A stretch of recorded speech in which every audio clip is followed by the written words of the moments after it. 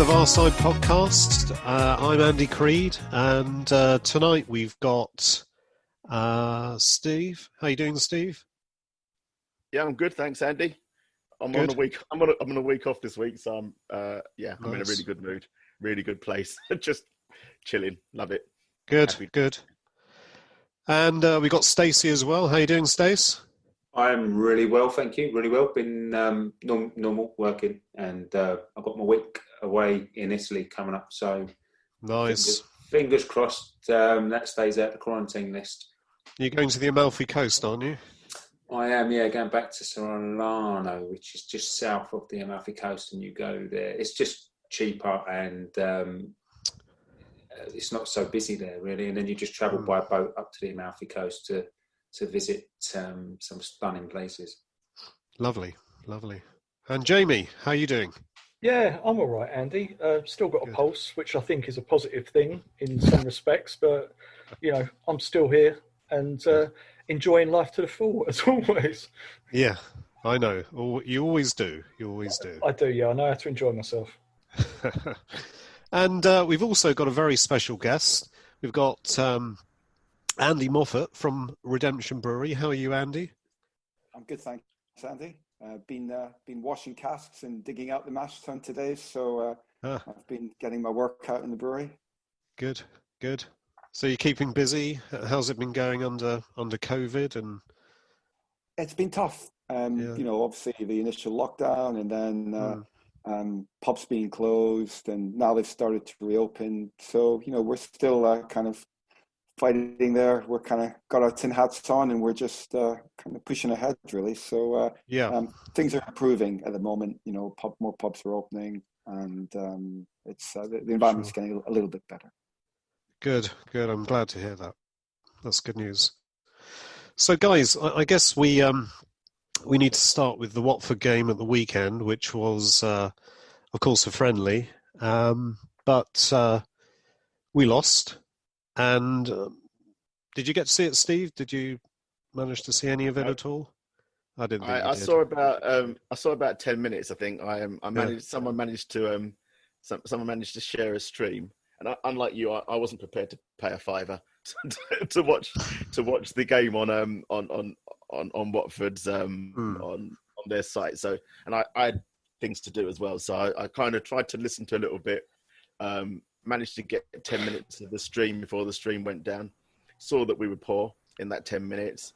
Fortunately, the picture froze, and that was as good as it got. I think when the picture froze, we were in possession.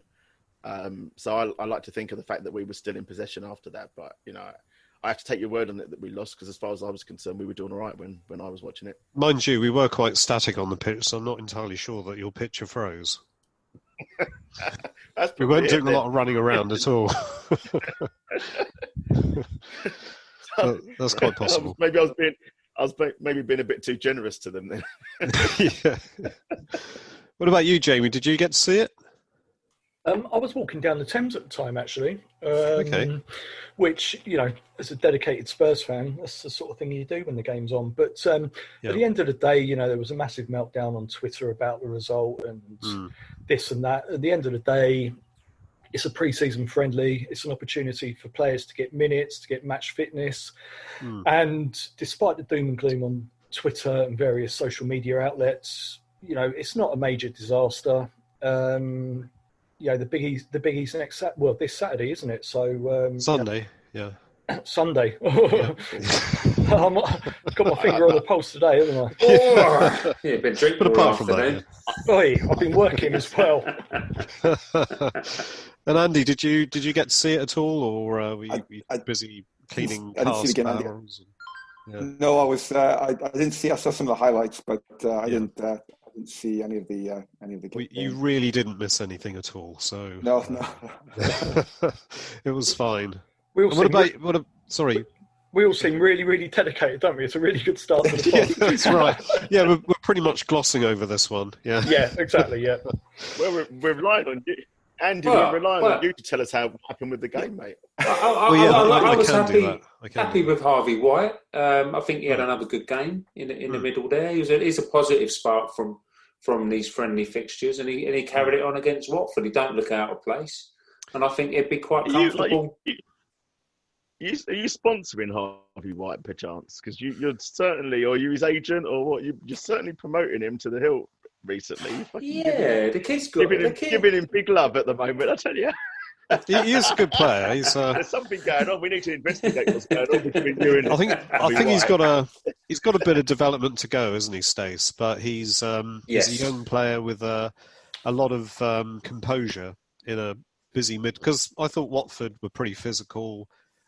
Pressed us a lot, but he coped really well with that, and I think he coped better in the middle than Tengai did, really, because although Tengai saw passes, he wasn't tracking players. But I guess he's a bit match unfair to go. And he's again. Harvey's played every single game, isn't he? And where Tengai he's just come on for the first 45 minutes he's played in months. So I'm not going to pick holes in Tengai. He just needs to play regular. But the thing is, I don't think he will now. I think there's people in front of him. He's going to have to work really, really hard in training to prove that he can, give us something on the pitch. He won't start on Sunday. Yeah, Harvey's the man, though, any Stace. He'll be on the bench, Harvey. That's for the Everton game. Did you get that written into his contract or what? Now he's into the first team squad. I expect him to be on the bench, Jose. Well, I'll tell you what I can do for you, son. But we've started on the Trinities, haven't we? So this is a beer sampling podcast. Yeah, I'm getting thirsty. So by the time I've drunk mine already, but mine's nearly finished. Yeah. So by the time I move on to the Big Chief, I'll be talking about someone else a bit more. But yeah, at the moment. Yeah. Okay. Let's. Should we just move on from the Watford game because it wasn't really much to talk about, and we've got more important things to talk about, I think. I'm just about to open my Trinity, so it'll be interesting to hear Andy and the tasting session. Let it commence. Yeah, because we've all kind of started on Trinity, I think. So Andy, what is your take on your creation? So Trinity was one of the beers we brewed probably about nearly 10 years ago. And we wanted to brew like a low ABV beer, but with a lot of flavour in it. Because quite often when you have something that's quite low in ABV, usually it can be quite thin, a bit watery maybe. It might lack kind of hop character. And so with this, we brewed in such a way that we keep some of the non-fermentable sugars in there. It gives the beer a bit more body, and then it allows us to put more hops in so we can get more flavour. So it was a really kind of interesting beer, certainly back when we brewed it many years ago. It's won kind of quite a lot of awards, and a lot of people love it because I think quite often they don't expect much from it. They say it's a 3% beer, and they're really surprised by how much they've enjoyed it. Yeah. The fact that, a lot of football fans have always enjoyed it. Places, particularly when Spurs were at Wembley, and a lot of people were going up and stopping at Euston Tap, which always had it on. And they go in, and they knew they could have quite a few pints of it without kind of being too much worse for the wear. So it was always quite a popular sessionable beer. Yeah, no, definitely. And I think you picked out on this earlier, Stacey, that this beer's got citrus in it, which I couldn't work out what it was, but that's what it is. Yeah, that's what gives it a bit of extra kick, doesn't it? It's that citrusy taste. Yeah. It's those American hops, the Cascade, Columbus, and Chinook, which are all get called the C hops in the US, and they're very citrusy hops, grapefruity, and they're well known for that, and that's kind of the dominant flavour you get from the beer. Oh, right, okay, yeah. Because one of the things about craft beers, which is, what you do, is... and I'm not sure about this myself, but one of the things I've kind of realised over the last few years, last 20 odd years, is that the US has had a big influence on this, haven't they? So has the US driven the UK, or has the UK driven the US?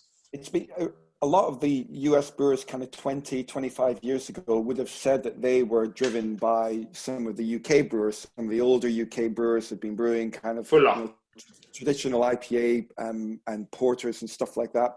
And Yeah. then what the US did was really kind of put their own stamp on things and used hops that were a lot more punchy, a lot more vibrant. In the UK, our kind of the climate, the temperature, everything makes for the hops to be much more subtle and earthy and grassy in flavors and aromas, whereas in the US, they're able to get these much more kind of tropical, citrusy, big, punchy hop notes. And that's what a lot of the US brewing on the craft beer side started to become well known for. Hops like kind of Citra and Simcoe, for example. And a lot of brewers started using them, and they created this kind of, this US kind of IPA, which was much more kind of hoppier than what we were used to in this country, and with those big citrusy flavors as well. Right. The New England IPA, which I think is an American. Yep.